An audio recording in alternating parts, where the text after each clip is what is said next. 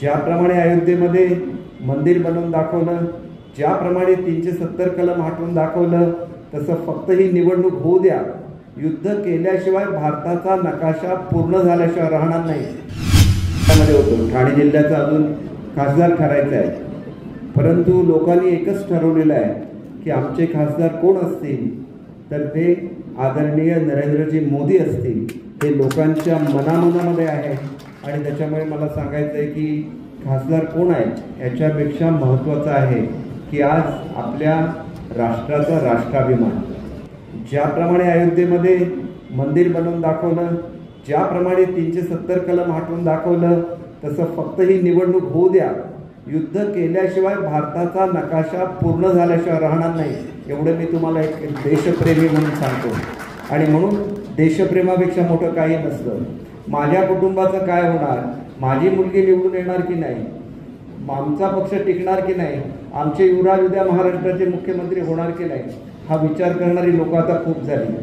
ज्यांना आपल्या वडिलांचा विचार टिकवता आला नाही ते महाराष्ट्राबद्दल बोलतात आणि स्वतःचा अपमान झाल्यानंतर महाराष्ट्राचा अपमान झाला असं म्हणतात. हा अधिकार त्यांना कोणी दिला? त्या ठिकाणी ज्याला वैष्णोदेवीची यात्रा अतिरेक्यांनी बंद केली त्याला बाळासाहेबांनी मुंबईतून घोषणा केली की जर वैष्णोदेवीची यात्रा उद्यापासून सुरू झाली नाही तर एकही हजला जाणारं विमान मुंबईमधून उडणार नाही. दुसऱ्या दिवशी वैष्णोदेवीची यात्रा पूर्ववत सुरू झाली. याला बाळासाहेब म्हणतात. सावरकरांच्या अपमान करणाऱ्या, राहुल गांधींच्या गळ्याला मिठी मारणाऱ्यांना आपण कुठेही बाळासाहेबांनी क्षमा केली नसती, एवढं मी आपल्याला निश्चितपणे सांगतो. आणि म्हणून आम्हाला अभिमान आपल्या संस्कृतीचा आहे. करोनाचं संकट आलं, एका माणसाने एक हाती त्याच्यावर मात केली. प्रत्येक भारतीयांना लस पुरवली. जगामध्ये हे रेकॉर्ड आहे की अशा तऱ्हेने करोनावर कोणी मात करू शकले नाही. पण आमचे नेते मात्र घरामध्ये बसून आणि फेसबुक लाईव्हवर जणू काय आपणच हा चमत्कार केला असं भासत होते. म्हणून आम्ही जे काय केलं, एकनाथ शिंदे साहेबांनी जे काय केलं हे महायुतीच्या आणि हिंदुत्वाच्या विचारासाठी केलं. आम्ही काय असं केलं नाही की आम्ही पळून गेलो. आम्ही जाऊन सांगितलं की जो आपल्याला लोकांनी कशासाठी निवडून दिला, आपल्याला महायुती म्हणून दिलेला आहे. आज तुमच्या स्वतःच्या अहंकारापोटी तुम्ही दिल्लीवरून आपल्याला काही मदत होत नाही. महाराष्ट्र मागे पडत चाललेला आहे. महाराष्ट्र आपला केवढा मोठा देश आहे तुम्हाला माहिती आहे की मी पूर्वी अर्थ खात्याचा राज्यमंत्री होतो 4 वर्ष आणि आता सुद्धा वरच्या हाऊसमध्ये आमच्याकडे राज्यमंत्री नाहीत. म्हणून अर्थसंकल्प मांडायचा असेल तर मग ते आमचे लाडके उपमुख्यमंत्री देवेंद्र फडणवीस साहेब असतील किंवा आताचे उपमुख्यमंत्री अजित पवार साहेब असतील, ते सुद्धा मला त्या ठिकाणी तो अर्थसंकल्प मांडायला सांगतात. का सांगतात तर ह्याचा आपण अभ्यास केला पाहिजे की महाराष्ट्र म्हणजे काय. महाराष्ट्रामध्ये जेवढा GST गोळा होतो तो 2.5 लाख कोटी रुपये आहे आणि 2 नंबरचं जे राज्य आहे त्याच्यामध्ये 1 लाख कोटी रुपये GST गोळा होतो. हे महाराष्ट्राचं कर्तृत्व आहे. आणि म्हणून ज्या वेळेला हिमालयाला गरज असते त्यावेळेला सह्याद्री धावून जातो, कारण हिमालयाच्या उंचीसारखीच सह्याद्रीची उंची आहे आणि तुम्ही सगळे सह्याद्रीचे सुपुत्र आहात हे विसरू नका. मतभेद काही असतील, नाराजी काही असेल, परंतु ही वेळ हे भारताचं अखंडत्व, भारताची ताकद ही जगाला दाखवून देण्याची वेळ आहे. परंतु जर्मनीशी करार हा आदरणीय पंतप्रधान महोदयांनी केलेला आहे. जपानबरोबर करार आपल्या पंतप्रधान महोदयांनी केलेला आहे. त्यांना स्वतःला मूल नसेल परंतु भारतातला प्रत्येक मूल हे स्वतःचं मूल आहे असं मानणारे आपले पंतप्रधान आहेत. मग ते कुठे आहेत?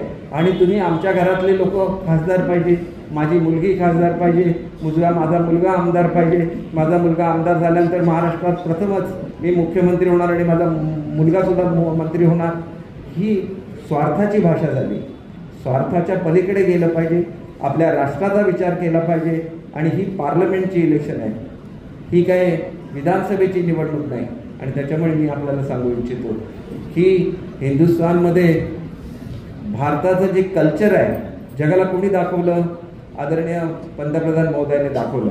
आणि म्हणून भारत हा सर्वात तरुण देश आहे. आज आपण समजून घेत नाही की भारत हा सर्वात तरुण देश आहे आणि जगाला लागणारी मॅनपॉवर त्या ठिकाणी पुरवणाऱ्या शक्ती ही सुद्धा भारतामध्ये आहे. आणि म्हणून उद्या फ्युचर आहे हे आपल्या मुलाला आहे. आणि म्हणून त्यांनी काय सिद्ध करून दाखवलं जगाला की आमची संस्कृती वेगळी आहे, आमची संस्कृती प्रेमाची आहे, आमची संस्कृती युद्धाची नाही. आणि त्याच्यामुळे आज आपल्या भारत देशाला किती मान मिळतो बघा. युरोपमधले सगळे देश म्हणतात की आम्हाला भारतीय मुलं पाहिजेत तिथं काम करायला, कारण ती त्यांच्यावर संस्कार झाले आहेत, त्यांच्यावर हिंदुत्वाचे संस्कार झाले आहेत. शेवटी हिंदू हा केवळ धर्म म्हणून त्याच्याकडे बघता येणार नाही. बाळासाहेब ठाकरे नेहमी सांगायचे की भारत मातेच्या या हिंदुस्थानच्या भूमीवर जो जो प्रेम करतो तो तो हिंदू आहे. आणि म्हणून जो भारतामध्ये राहून पाकिस्तान जिंदाबाद म्हणत असेल तो हिंदू नाही, जो भारतामध्ये राहून खलिस्तान जिंदाबाद म्हणत असेल तो हिंदू नाही.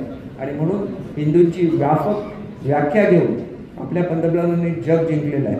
आणि म्हणून तुम्हाला आज त्या पंतप्रधानांच्या मागे ठामपणे उभं राहायचं आहे. आणि माझी खात्री आहे की आमच्या पालकमंत्री महोदयांचं जाळं एवढं आहे खालीपर्यंत, ते सहकाराचं जाळं आहे. आणि त्याच्याचबरोबर भाजपचे प्रत्येक कार्यकर्ते असतात, त्यांना एक कार्यक्रम पक्षाने दिलेला आहे. तर हा जो शिर्डी मतदारसंघ आहे, मला एकच मतदारसंघ दिला कारण मुंबईच्या व्यतिरिक्त माझा स्वतःचा सिंधुदुर्ग जिल्हा आहे. परंतु मी तुम्हाला खात्री देऊ इच्छितो की एक साईबाबांचा भक्त म्हणून मी जे जे काय मुंबईसाठी करतो, जे जे काय महाराष्ट्रासाठी करतो, ते या शिर्डी मतदारसंघासाठी करून आपल्या पालकमंत्र्यांच्या सहकार्याने करून दाखवल्याशिवाय राहणार नाही, एवढी आपल्याला खात्री देतो. देश विदेशातील प्रत्येक घडामोडींचे लाईव्ह अपडेट मिळवण्यासाठी आता साम टीव्हीच्या सर्व सोशल मीडिया प्लॅटफॉर्मला लाईक, फॉलो आणि सबस्क्राईब करा. तसंच सर्व नोटिफिकेशनसाठी बेल आयकॉन प्रेस करायला विसरू नका.